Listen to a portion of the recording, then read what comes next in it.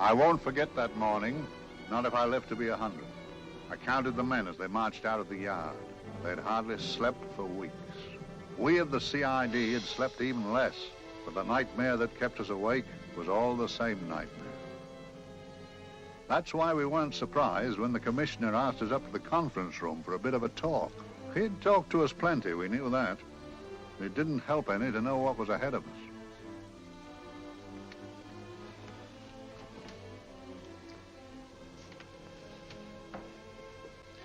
Must we have that window open, Gregson? Oh, shut it if you want to. Chief will be in enough of a temper without having a ruddy blast down the back of his neck.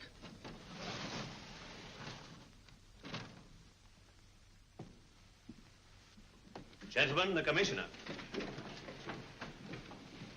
Stuffy in here.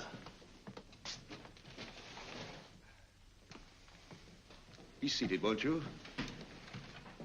Gentlemen, if you wish to know what able men you are, read any of the works of popular fiction that glamorize your achievements, but don't, I beg of you, read the daily papers. They might give you an inferiority complex. I hate to mention it, but we're confronted with a series of the most atrocious murders since Jack the Ripper. And in the meantime, the CID might as well be playing at shove-halfpenny for all the good we've accomplished. Now look. Here, here, and here. Each of these red flags scattered through the city stands for a woman brutally murdered, a woman's terror, a woman's death agony. These are no ordinary crimes. These are the works of a fiend who kills first and mutilates afterwards. A ghoul who hacks off a part of his victim body and carries it away with him, a loathsome souvenir of his butchery. 3 women murdered so far, and you haven't turned in one clue. You haven't given me one lead. Here you sit and wait for news of a 4th victim, with your arms folded.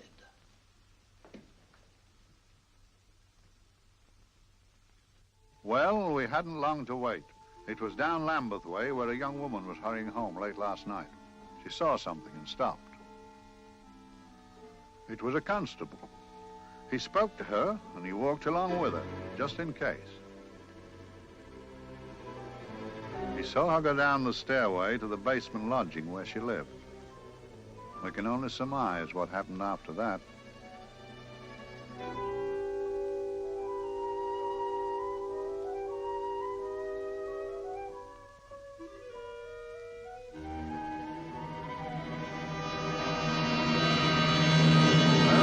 My pride in my pocket and went to see the man who'd so often helped out Inspector Lestrade and myself in the past, Mr. Sherlock Holmes.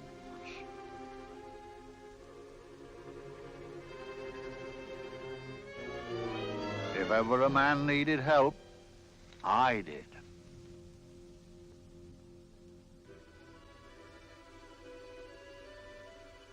This makes 4, Inspector. 4 defenseless women here in the heart of London. And everyone with the right forefinger hacked off. Not hacked, Inspector Gregson. Cleanly, expertly severed. The work of a skilled surgeon. That's our only clue. Much about the age of my sister's girl. Is there no way of stopping this, Mr. Holmes? Yes. There's a way, somehow. The fiend that did this. I promise. I promise. We've nothing to go on. That's the rotten part of it. We can't get far without knowing the motive. Well, at least we know what the motives were not. It wasn't robbery, nor passion, thanks be, nor yet vengeance. Because they all came of totally unrelated families. Steady, Inspector, steady. Sorry, Mr. Holmes. I don't turn a hair when it's a bloke that can look after himself. A little slip of a thing like that. Yes, it's horrible. Come on, let's get a drink.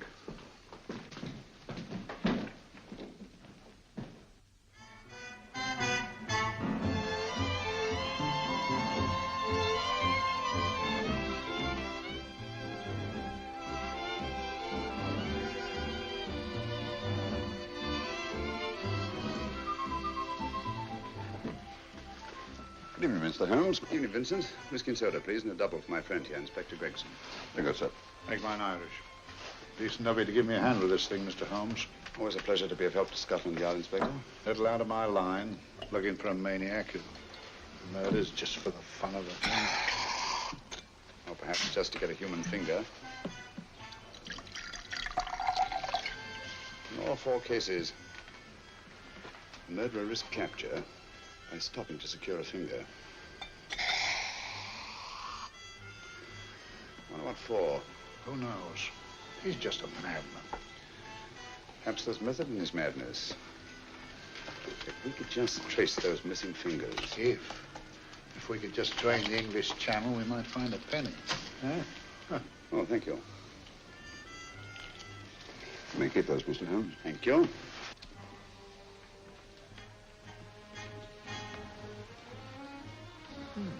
Sir George Fenwick, isn't it? Yes. Is that his daughter with him? Don't be so naive, Inspector. You know everyone, don't you, darling? Well, hardly.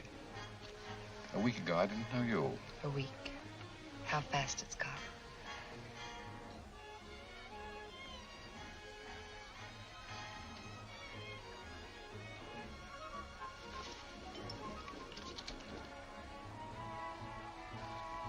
I collect these things. How very quaint of you. Shall we go? Yes.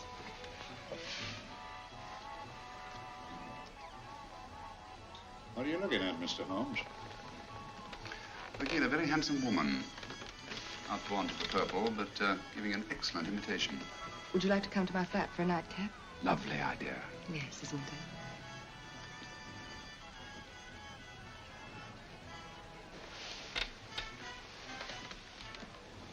Wonder where she's taking Sir George Fenwick. Don't be so naive, Mr. Holmes.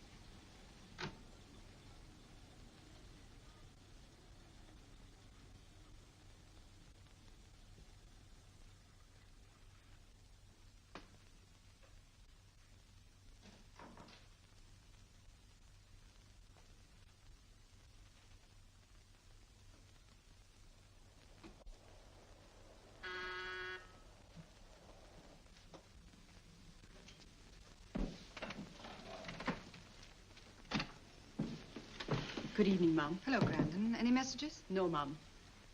Thank you. Drinks, Grandon. One of your nice surprises. Yes, Mum. I say, you don't mean that... Grandon's a marvel, aren't you, Grandon? Yes, Mum. You wouldn't believe the things she can do. Ah, charming place. Delightful. Really? Do you think so? I'm so glad. Do sit down. Do you mind? Do I mind? What a question. I don't mind anything, really. Except not being with you. Now, you really don't want me to believe that, do you? Not too seriously. Good. We're both quite grown up, aren't we? Quite.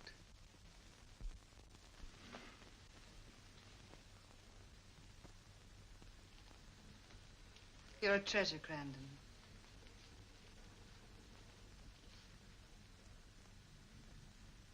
And lower the lights a little as you leave.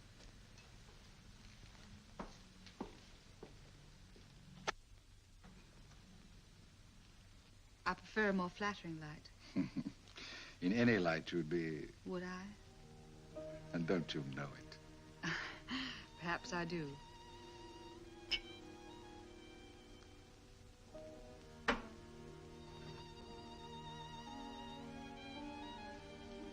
Oh, that priceless woman. You wouldn't believe it, but she's absurdly romantic. She loves dreamy music, and she thinks that we... But we do, don't we? Do we? Well, it's rather soothing, restful. Yes. And we all need rest at times, like tired children who played too long. You've played with wooden soldiers, I suppose. Funny. Hadn't thought of that for years. Toy boats were my special joy. Anything I could set afloat anywhere. Like this. And this. Toy boats sailing into the Never Never Land. The land of beautiful dreams. Look. Look, odd, isn't it, how the light is reflected? Little specks of light that move and move. Like stars on a slowly moving stream. You know, Holmes, I'm very sensitive to atmosphere. No? Yes, I can tell by the feel of this room there's been a murder committed here. It may interest you to know, my dear fellow, it was the other side of that door at the foot of the stairs that the poor girl was murdered. If only I could find it. Find what? The one thing these unfortunate victims have in common that might give us a motive for these murders. There must be something. Another Jack the Ripper, if you ask me, a homicidal maniac. No, Watson. In the case of Jack the Ripper, there was one thing in common. His victims were all from one walk of life, living in the same section of the city. In this case, the murderer chooses his victims from all walks of life and from different sections of the city. No, my dear fellow, this is not the work of a homicidal maniac. It's something infinitely more sinister. Give me the creeps. What on earth are you talking about? Watson, I'm convinced that these murders are only incidental to some larger and more diabolical scheme. That may be, but why the severed fingers? The answer to that question, my dear fellow, is our only hope of solving these mysteries. Dear sister, I am so happy. I had such a lovely holiday at Brighton with you and Alf. And I'm looking forward to being with you again. Poor little thing. Sort of raises a lump in your throat. I can picture her sitting here happily writing this letter. And a lot bit realizing that she's shortly going to her death. Hello? Gregson. Oh, there you are, Mr. Holmes. I've been looking for you everywhere. What's happened? Murder in Edgware Road, not half an hour ago. Woman? Yes. And the right forefinger cut off clean.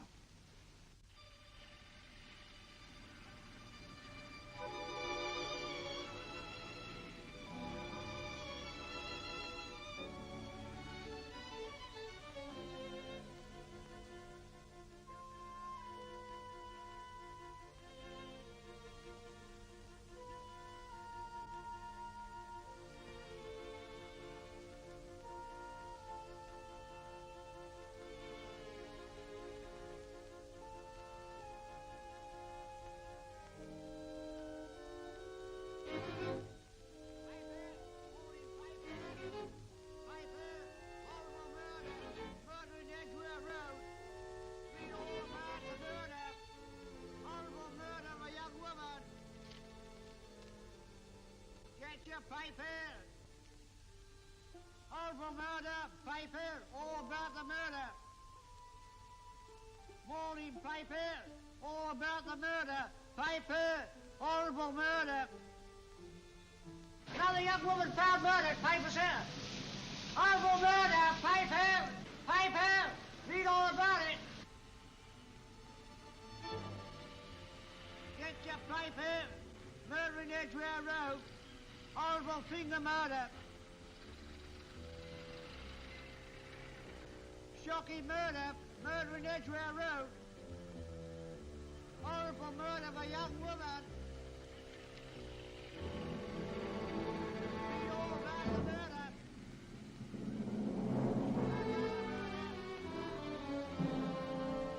Only fancy, Mum. There's been another of those horrible murders. Dear, dear, how shocking. Yes, Mum.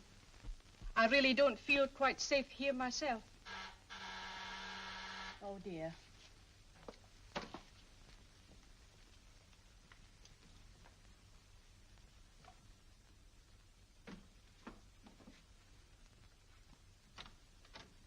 Why, Sir George! I must see Miss Marlowe at once. I don't know if she... I must see her. Where is she?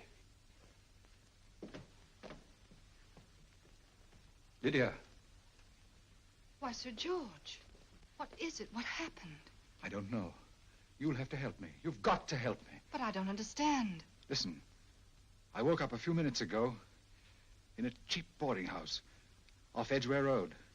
I don't know how I came there. I don't know when. The last thing I remember is being here with you. Calm yourself, Sir George. When did I leave here? Well, it was about, It was 10:45, Mum. Precisely. You seemed, forgive me, just a little distressed. Detached, not interested. I thought I'd said something to offend you. I don't remember.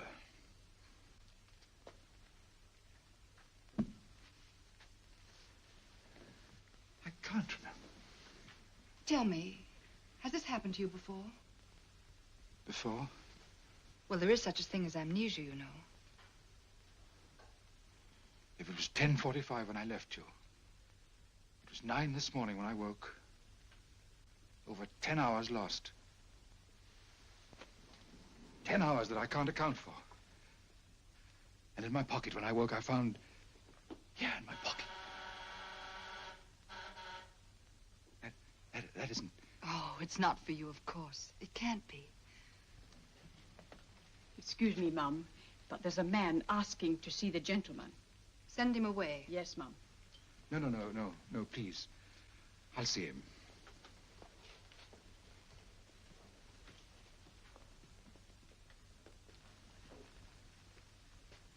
Well?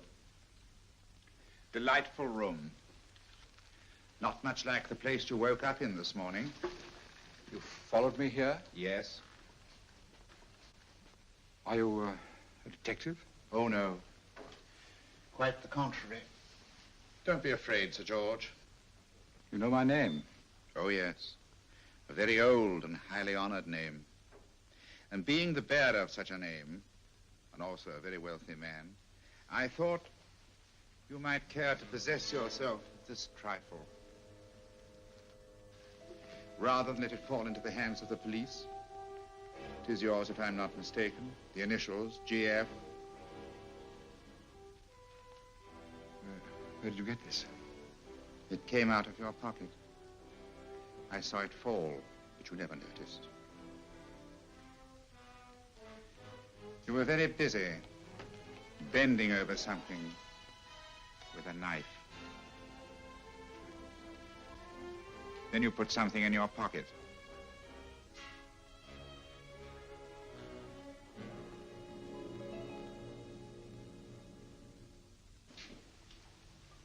Come along, Holmes, come along, come along. How many more times must I tell you? You're missing a treat. This is delicious. Little jam tarts to follow.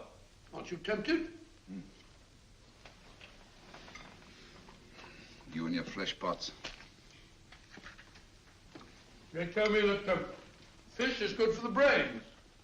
Brains, I haven't any. You realize that a whole day and a night have gone by since that bestial affair in Edgware Road?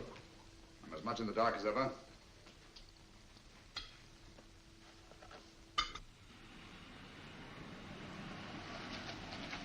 Hello, here comes a client, unless I'm very much mistaken.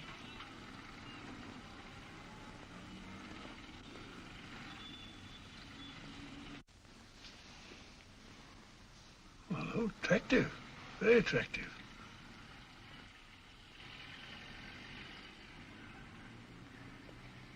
Obviously, she left home under the stress of some very great emotion. How do you know that? She isn't wearing any gloves. A startling omission in a young lady of fashion. No, she didn't put her coat on. Open car, too.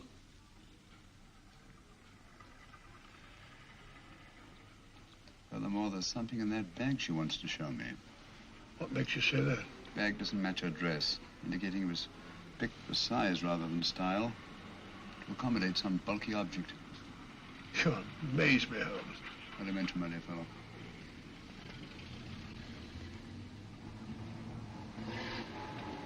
Well, that's interesting. What is? That cab, turning at the empty house. I wonder why he followed her here. Oh, wouldn't you? Quite possibly with the glasses.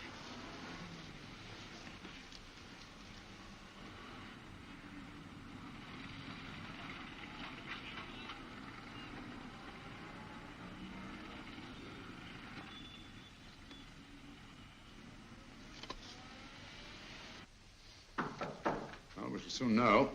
Yes, Mrs. Hudson? It's a young lady, sir. Most urgent. Ask her to come in. Go right in, miss. Mr. Holmes? Yes, this is my friend, Dr. Watson. How do you do? How do you do? Mr. Holmes, you must excuse me, please. Yes, well, won't you sit down? Come along. May I?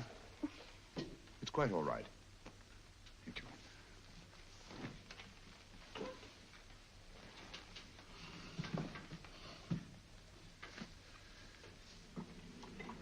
Now try to control yourself, Miss Fenwick. You're with friends.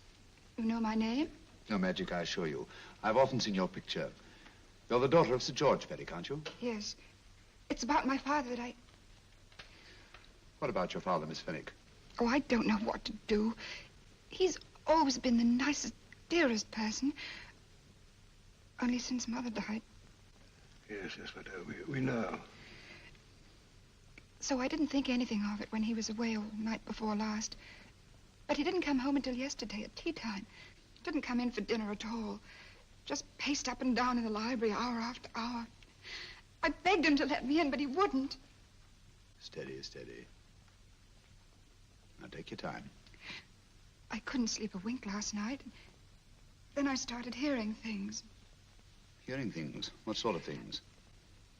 I heard someone in the garden underneath my window. Then I saw a figure moving down the garden path. And I recognized my father.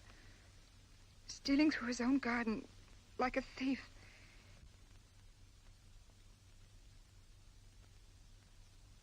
He had a spade in his hand. And he stopped by the greenhouse where he started to dig. This morning, at daybreak, I stole out into the garden and found this.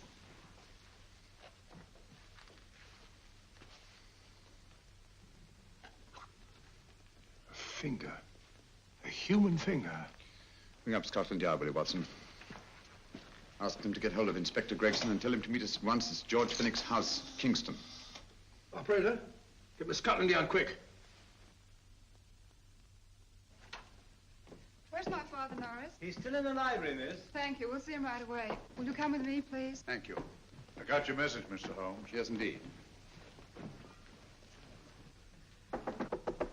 Dad, may I come in? Dad. It's funny. He doesn't answer. Do you mind? Please do. Thank you. Watson, quick. Oh, Come along, no, my dear. no. Take charge, Miss Fenwick, please. Sorry, sir. No, miss, please. Please come along with me.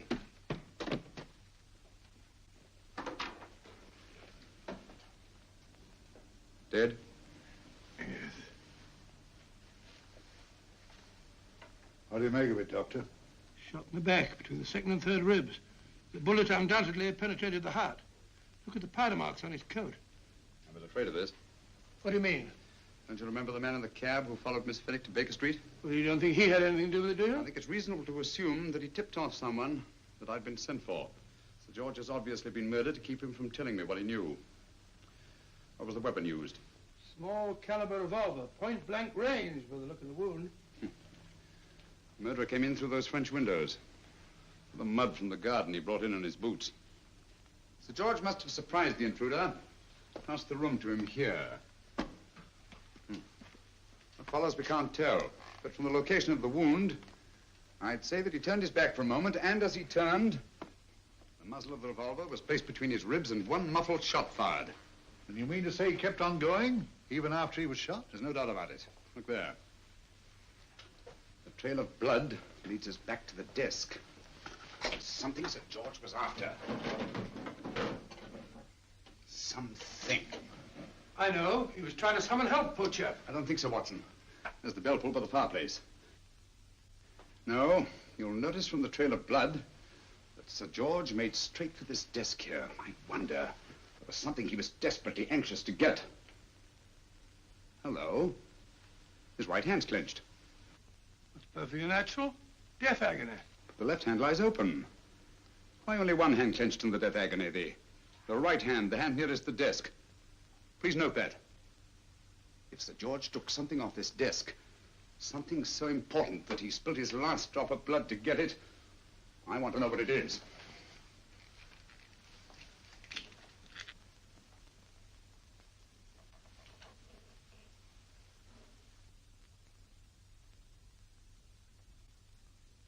It's nothing but an ordinary match folder. Where does that lead us? I imagine to something very important, Gregson. This match folder's from Pembroke House. Why shouldn't it be? He was there, you know. We saw him yesterday. Yes, but the effort he made after he was shot to get hold of this match folder. It's just possible he wanted someone to remember Pembroke House. He may have wished to recall it to someone who saw him there. Someone who, like ourselves, saw him with a woman.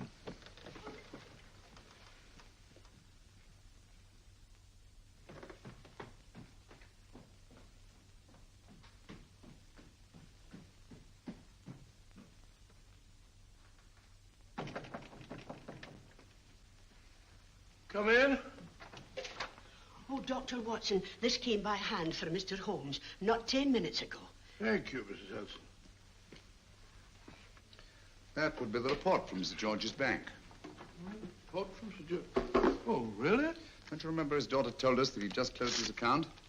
Had it looked into at once.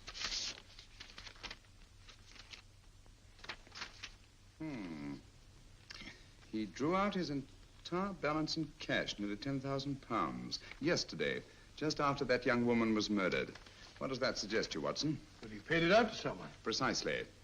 I smell the faint, sweet odor of blackmail. You don't think he paid it out to someone who saw him murder the McLean woman? Sir George never murdered anyone. But he did have that woman's finger, and he empty did have and pay out a lot of cash. That's the terrifying part about blackmail, Watson. The victim is afraid to fight the accusation, no matter how false. Once the accusation is made, his name is smeared, and sometimes his life is ruined. Well, Sir George didn't commit these murders. What fiend did? I rather think they're not the work of any one man. Oh, come, Holmes. You don't expect me to believe there's a whole organization going about killing people and chopping off their fingers? No, it's possible, quite possible. Well, whoever's behind all this thing must be out of his mind. On the contrary, my dear fellow, if my assumptions are correct, this little scheme has behind it the most brilliant and ruthless intellect the world has ever known. You don't mean Professor Moriarty? I do. Oh, steady, Holmes. You've got him on the brain. This is the third time in as many months you've suspected him of unsolved crimes. He's dead, you know. Is he? Is he? You know he is.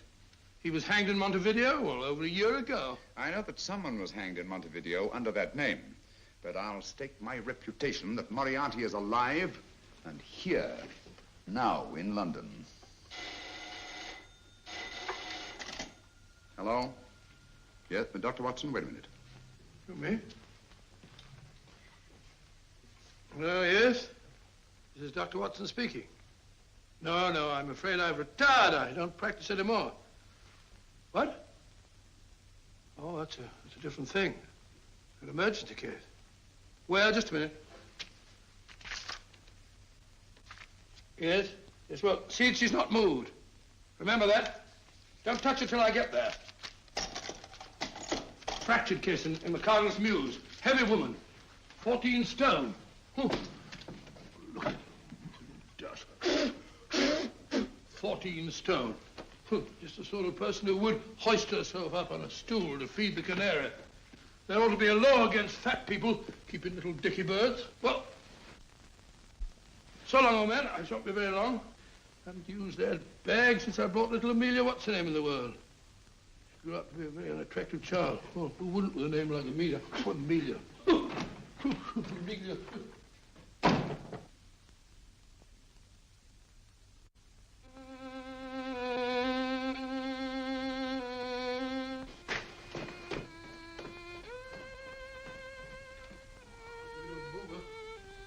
People so stupid about accidents.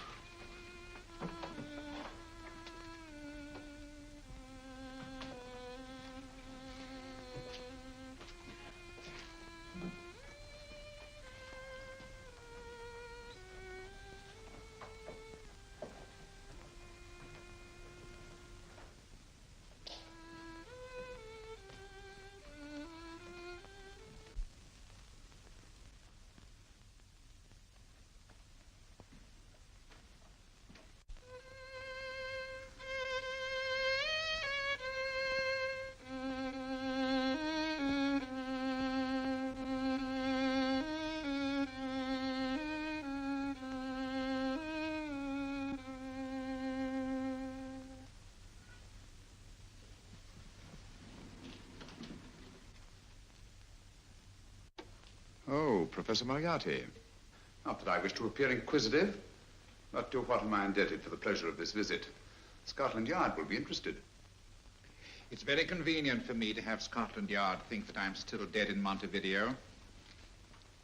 I never dreamed of fooling you. Thank you. The thought occurs to me, Mr. Holmes, that there are some advantages in living within the law. You're very comfortably fixed here, aren't you? As I get on in life, the little comforts appeal to me more and more. Oh, I beg your pardon. Won't you sit down? Thank you.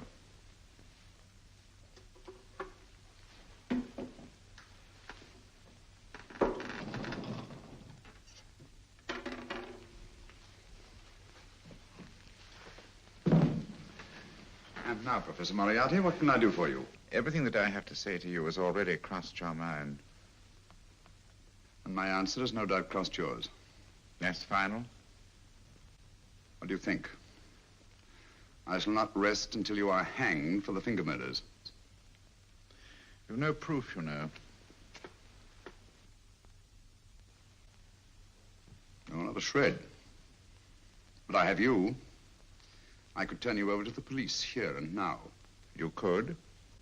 But if you did, you'd never see Dr. Watson again. Oh, the telephone call. Quite. I rather assumed you had taken some such precaution. Or I should have snatched up a revolver and indulged in a fit of heroics when you came in. Very smart, aren't you? Not smart enough. Or I should have anticipated you. But if any harm comes to Dr. Watson, I shall seek you out. I shall not rest until I find you, and when I do... No harm will come to Dr. Watson this time. But I can't answer for the future.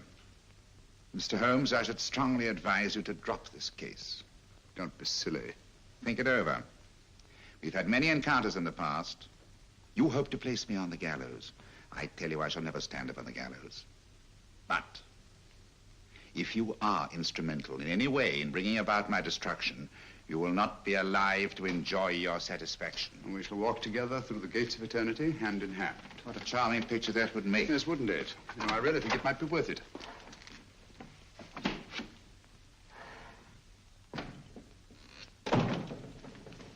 Shoelaces, Governor? Tuppence a pair.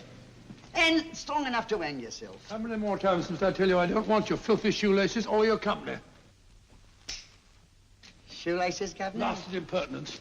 Run along, my good man, or I'll give you in charge. Shoelaces, Governor? Shoelaces, Governor? Help a poor bloke. What's only got one arm? Any luck with Mr. Holmes? You can read his obituary in tomorrow's papers.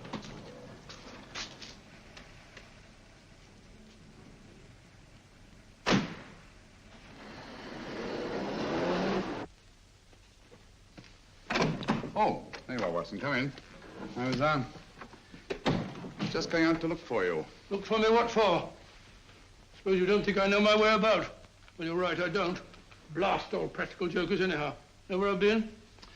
On a wild goose chase. Exactly. There's no such number in McCardle's Muse. Some fool's idea of a joke. Did you see anyone? No, nobody especially. Only a whining old idiot selling bootlaces. Persistent beggar, wasn't he? Stuck to you like grim death. Huh? How do you know? And finally left you for someone who looked like better pickings. Someone, my dear Watson, was Professor Moriarty himself. What? He's just called on me. Moriarty here and you let him go? But you must be out of your mind. Why? Well, he bluffed me into believing that he was holding a friend of mine as hostage. Friend of yours who? Oh, nobody very important, just a fat, lazy fellow. Medical man, I believe. Medical man? Do I know him? Yes, I think you do. A fellow by the name of Watson. Watson, never heard. Who, me? I'm afraid so, old fellow.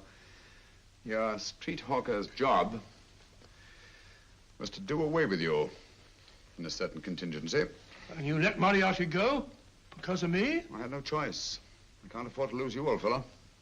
Well, it's very decent of the old chap, I must say, but... I wish you'd nabbed him. We shall, never fear.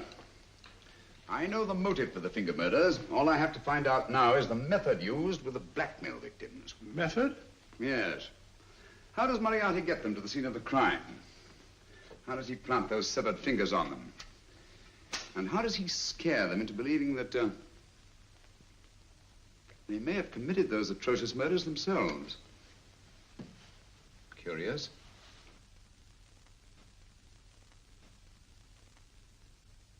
Very curious. Huh? Curious? What's curious? That window in the empty house across the street. First floor front. Huh? What's wrong with it? It's open. Why shouldn't it be open? Well, it wasn't open half an hour ago. I'll stake my life on that. Well, it's not our business. Let it stay open. I wonder if you'd go over, old fellow, and see what's the matter. Oh, trespassing. Against the law. Very well, I'll go myself. Oh, well, if you're going to put it like that, ridiculous waste of time.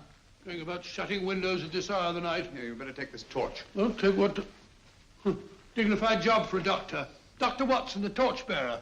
And what do you propose to do? Sit in a comfortable chair, I suppose, and read a good book? That's a very good idea. Yes, a very good idea. While I play night watchman, you have a nice read. Mm-hmm. Good night. Have a good time. Have a good time? What do you mean, have a good time?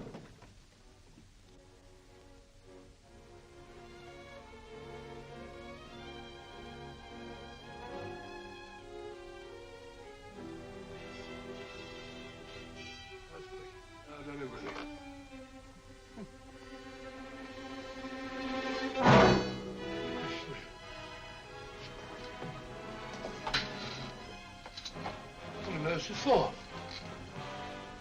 Oh, umbrella stand. Pretty little thing to keep about the house.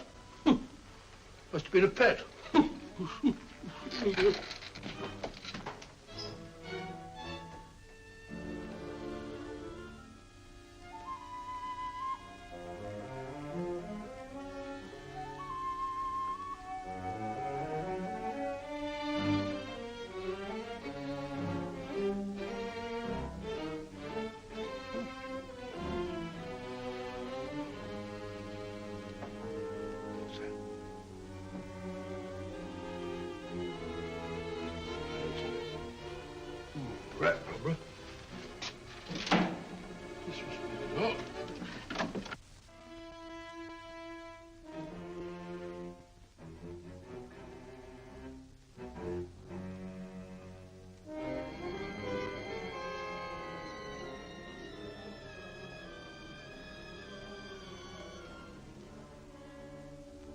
He sits comfortably reading a book.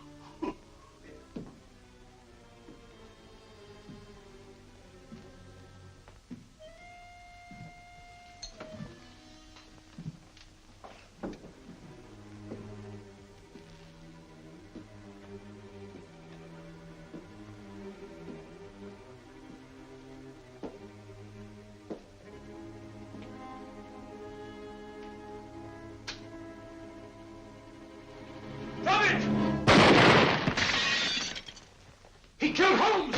He killed Sherlock! Watson. You? But I saw him shoot you a second ago. Not me, my dear fellow. Merely the bust of Julius Caesar. Incidentally, you may have noticed that all through the ages, prominent men have prominent noses. Oh, I'm afraid we're in for terrible trouble again with Mrs. Hudson. Windows smashed, plaster all over the floor. Get up, you.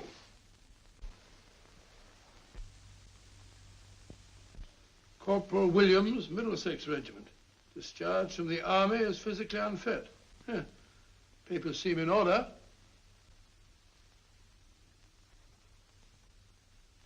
Now, Corporal Williams, you've seen service in the Far East, haven't you? The East? I thought so. Look at his complexion, Watson. Yellow as saffron. He's been taking atabrine. Cure for malaria. Sniper, aren't you?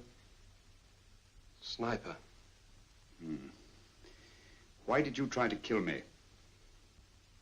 I had to kill him. I had to. Oh, snap out of it. Stop it, Watson. He's shamming. No, he isn't. Who told you to kill me? She told me. She told you? She told me I couldn't miss. Well, luckily you did miss, you murderer. He isn't a murderer, Watson. Listen, Corporal Williams. She told you you had to do it, didn't she? I had to do it. I've got it, Watson, I've got it. Got what? The method used in the finger murders. Well, what is it? Hypnotism, my dear fellow, hypnotism. And it wasn't against his nature, that's the devilish part of it. They picked a man for their purpose whose job was sniping. Who are they? Professor Moriarty and his finger murderers. Williams spoke of a woman. I think you'll find that she asked him home tonight for a drink. Nice quiet rooms, soft lights, music. You got it all pat, Mr. Holmes. What's the lady look like? Oh, up 30, nice figure, blonde, lustrous eyes. Oh, really? Got a phone number? Oh, so? Williams will give us her address. Look after him, Gregson. Don't let anyone come near him. He's our key witness in the finger murders. Well, I hope you're guessing right, Mr. Holmes. Get up, Williams. Now, go with Inspector Gregson anywhere he tells you. Come on. Yeah. Ring me as soon as he comes to himself, will you? I will. Good night, gentlemen. Good night. Well, if you believe that fellow Williams was hypnotized, I suppose you think Sir George Fenwick was hypnotized too. Yes, I'm quite sure of it. Have a cup of tea? Thanks, old boy. Nothing to eat. But why didn't these people make Sir George do the murder himself? Because they didn't want to get him hanged. They wanted to blackmail him. Well, who do you think the actual murderer is? One of Moriarty's gang. A diabolically simple technique. Kill a woman. Yes. But why cut off the fingers? My dear fellow, don't you understand? The severed finger is what links the blackmail victim to the murder. He wakes, finds the grisly thing in his pocket. Doesn't know how it got there. He's no idea that he's been hypnotized. For all he knows, he may have committed the atrocious crime during some dreadful lapse of sanity. In that state, when he's utterly demoralized, the blackmailers take over. Is that it? Undoubtedly. You see, they swear that they saw him commit the murder. And being human, the victim will pay anything rather than stand trial on a charge that will make his very name loathsome. Oh, it all fits in if you believe in hypnotism. Yeah. The only possible explanation. You think the hypnotist is that woman with the blonde hair, the lustrous eyes, the woman you invented? I didn't invent her. I saw her. What on earth are you talking about? That woman, my dear Watson, was with Sir George when he left Pembroke House. I saw her there. I shall see her again, and Williams will lead me to her. That's why it's so important to keep him safe. He will identify her.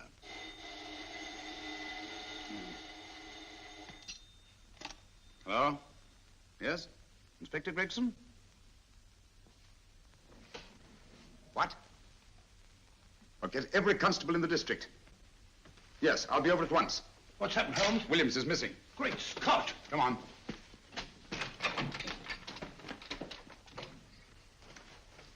Lorry crashed into Gregson's car. During the confusion, Williams disappeared.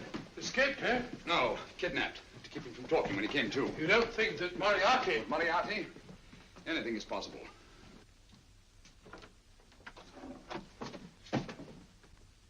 Williams! Dead. You see? Anything is possible.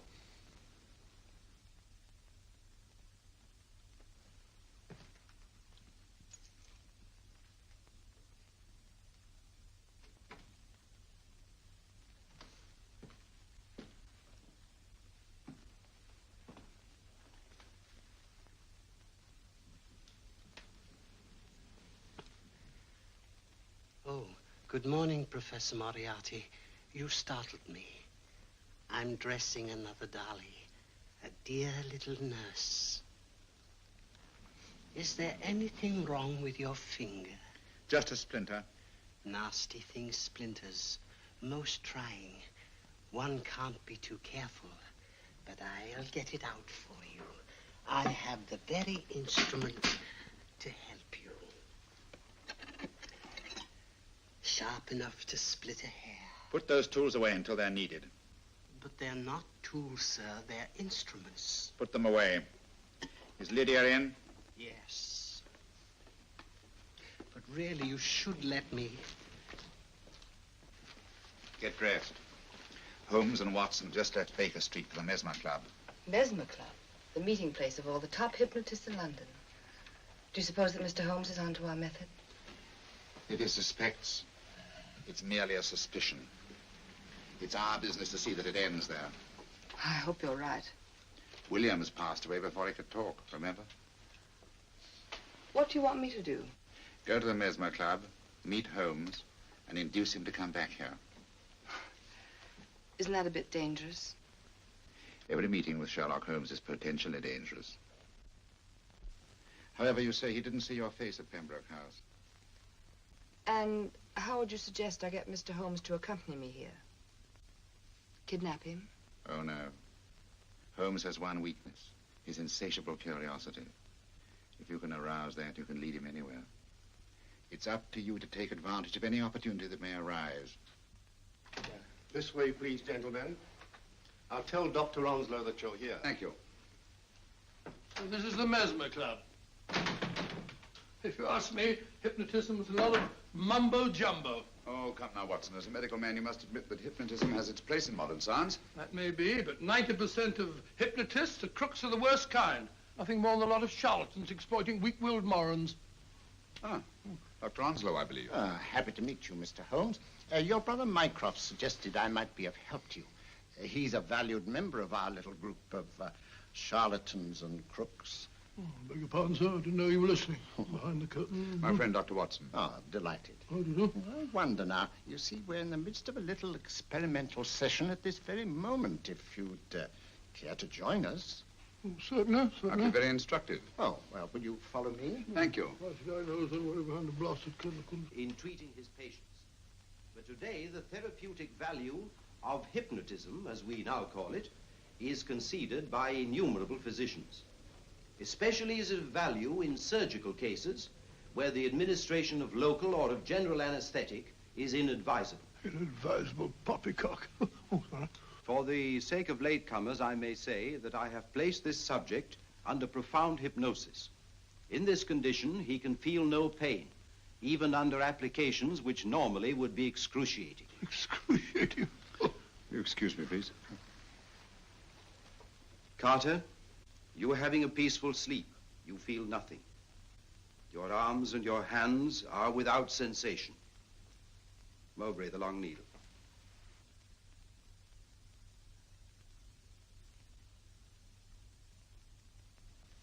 Carter, give me your right hand.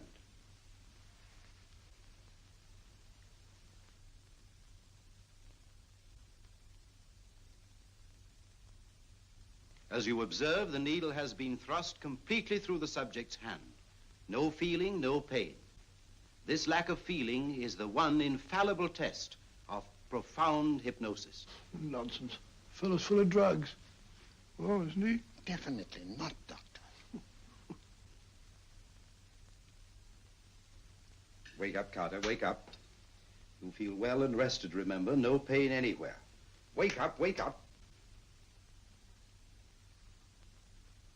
I say, when are you going to begin? All through, Carter. Stand up. This way, sir. And, are these all the people that come here? Oh, no. Others keep dropping in all the time. I suppose it's all right for those who believe in it, but of course, I'm a professional man myself. Then you don't believe in hypnotism, Dr. Watson? Oh, I don't deny that there are certain types of hysterical, feeble-minded people who go under if you point a finger at them. But anyone with an ounce of character... How right you are. You see right through our little artifices, don't you, Doctor? Right through, my dear sir. Right through. Quite so. But with the feeble-minded, as you say... excuse us, Mr. Holmes. Certainly. Step over here, won't you? Certainly, sir. Anything to oblige. Let me show you how easily we charlatans take advantage of them. Now, sit down, Doctor. Now, we set a thing like this in motion. It's wonderful, the attraction on the feeble-minded, of course. The continuous motion, if they just let themselves follow it. Of course, you could stare at it till doomsday, Dr. Watson, with no effect at all. Still, it might make you a little drowsy, like the white ribbon of road at night when you're driving. The rhythm is smooth, unbroken, and the road goes on and on, round and round, always the same, winding and winding. And you're drowsy, you're tired. Let the road come into you, as it were. The long road, the smooth road, the road to sleep. Sleep.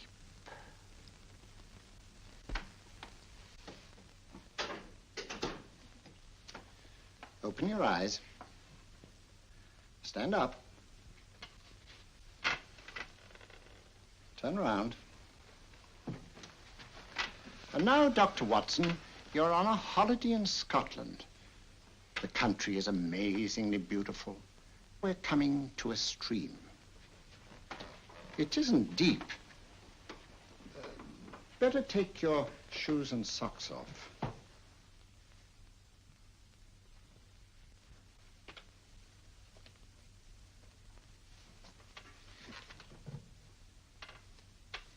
Roll up your trouser.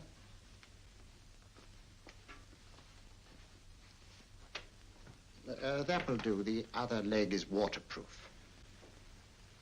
Turn around. Mind the pedals.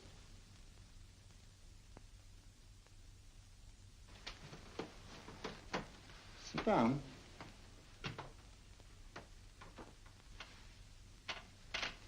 Wake up now.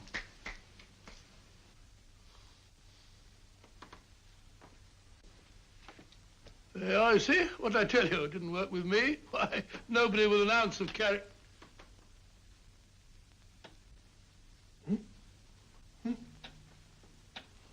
I think you'll need these.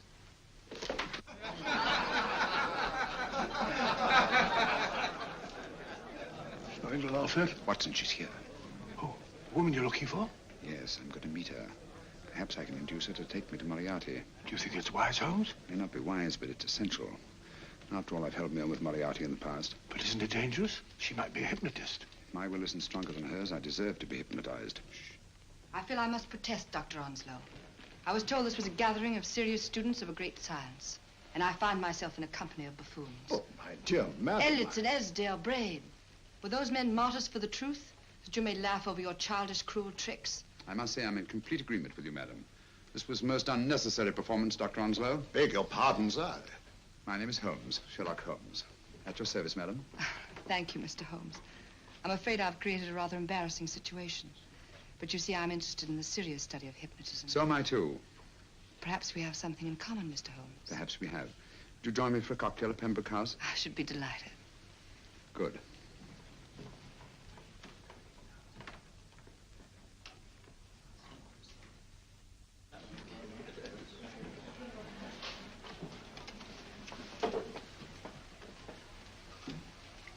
Thank you. I didn't know there was such a pleasant place in London. It was so nice of you to suggest our coming here. I thought a little pick-me-up would do us good. You mean you thought I looked... I like the way you look. Thank you. I suppose I did lose my head a little at the Mesmer Club. But you see, hypnotism is almost a religion with me. I know so well what it can do to help, heal. And I can't bear to see it used for trivial purposes. I know very little about it. That's why I went to the Mesmer Club. You see, I'm rather puzzled just now with the case that I'm working on. How fascinating. Tell me about it. It's the murder of Sir George Fenwick. Fenwick? Who's he? Quite a well-known figure. Odd now I come to think of it. Last time I saw Sir George was here at Pembroke House. Strange. Yes, isn't it? He was sitting, I believe he was sitting at this very table. Cigarette? Thanks. Do go on. There was a charming lady with him. He was lighting a cigarette.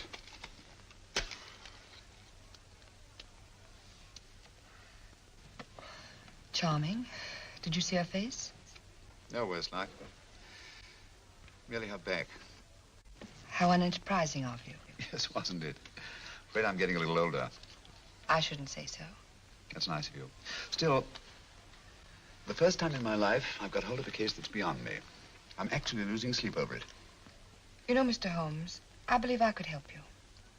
Really? I should be very grateful. You're amused. Oh, merely skeptical. How would you go about it? I've used hypnotism more than once in healing. Not for profit.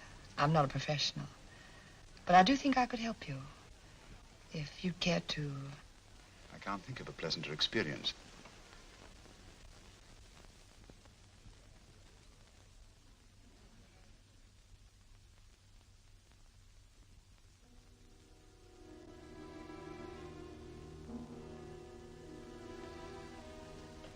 Low lights, music, is that all there is to it? You must relax, Mr. Holmes. I'm afraid you're a rather difficult subject.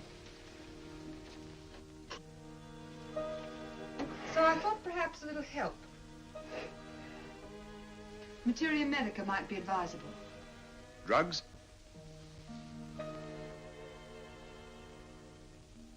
No, I'd rather not, if you don't mind. As a matter of fact, I'd rather not myself. But Schrenk-Notzing, he practiced in Munich, you know. Believed it the best means for difficult subjects. Do you mind? Well, as a matter of fact, I don't approve of sedatives. Just as you wish. We don't have to go on with this at all, you know. Wait a minute. Wait a minute. All right. I'll take a chance. It's really quite harmless. What is it? Cannabis japonica, an oriental soporific. You need water.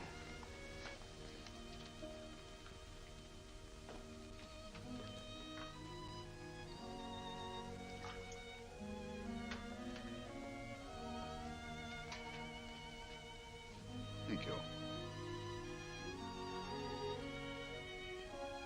Now sit down, Mr.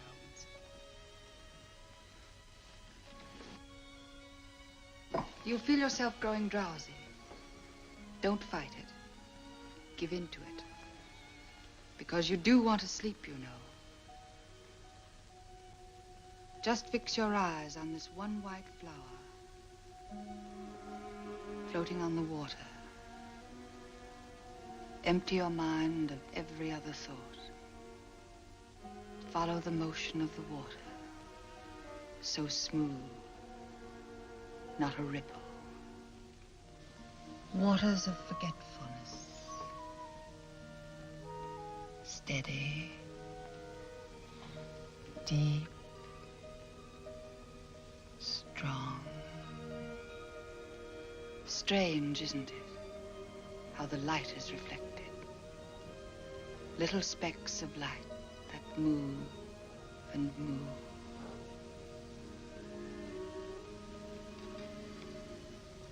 It's restful here. It's peaceful. It's friendly. And you're very close to finding what you're looking for. You'll find them soon now. The guilty ones. When you're rested, gentle waters closing over you. Steady, deep, strong, drawing you down, down, down.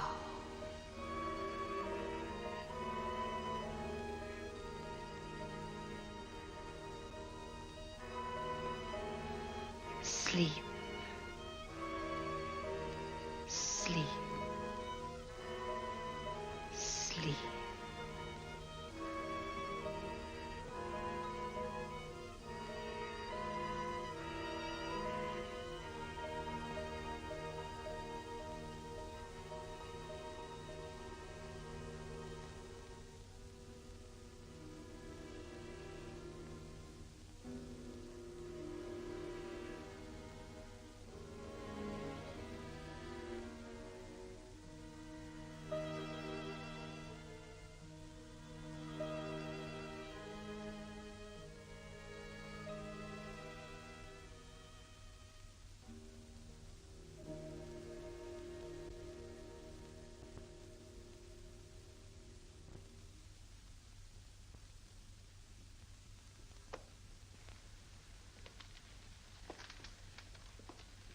Here he is, Professor Moriarty. Stand up, Mr. Holmes.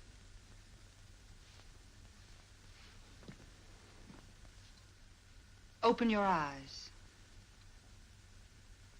Face this way.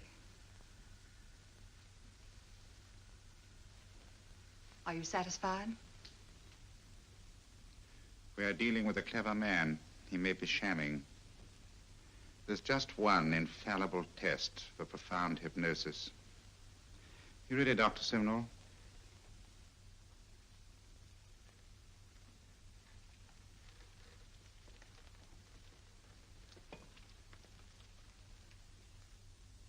That will do, Doctor. He couldn't fake insensibility to the knife. I congratulate you, Lydia. Turn round, Mr. Holmes. Now walk to the desk.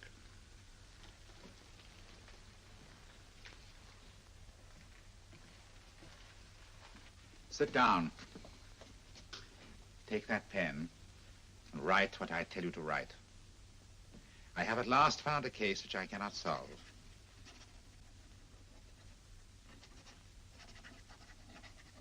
I have outlived my usefulness. Therefore, I have decided to end my life.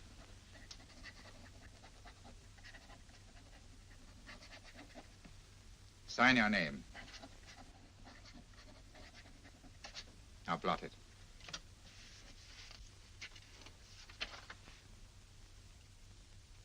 Fold it up and put it in your pocket. Come, Mr. Sherlock Holmes. Go out onto the terrace. But it won't look like suicide, sir. I'm sorry, but Mr. Holmes' injuries must all be self-inflicted. Let's walk a little, Mr. Holmes. It's so pleasant here in the garden. Just step up here onto the terrace. It's a nice, broad terrace. Now turn to the left and walk slowly to the end of the terrace.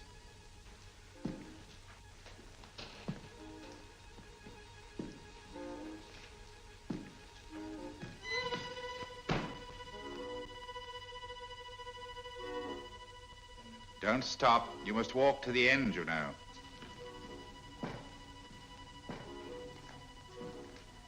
The end leads to an open doorway. You can pass through it in perfect safety. In the room beyond the doorway, you'll find what you've been looking for. Must you drag this on? This is the moment I've been anticipating for a long time, my dear. Go on, Mr. Holmes.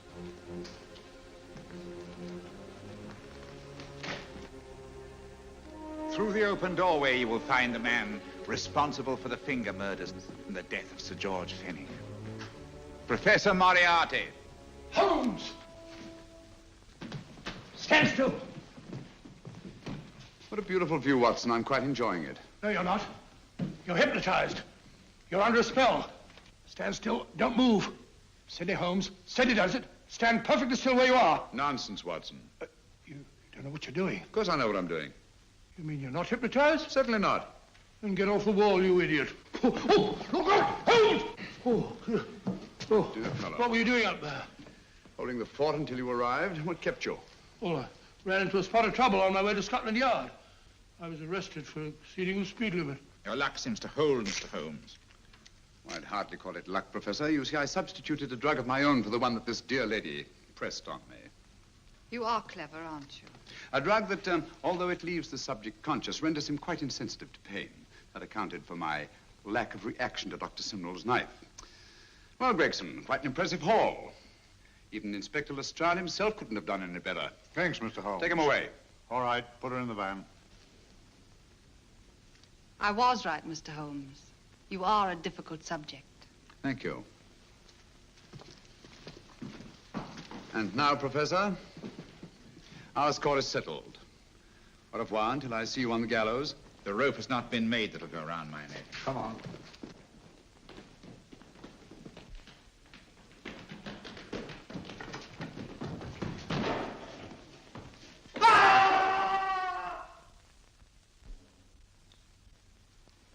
I'll take care of things, Mr. Holmes. Thank you, Inspector. Come on. An evil man, Holmes, but what a horrible death. Better than he deserved. What are you thinking of? I'm thinking of all the women who can come and go in safety in the streets of London tonight. The stars keep watching their heavens. And in our own little way, we too, old friend, are privileged to watch over our city.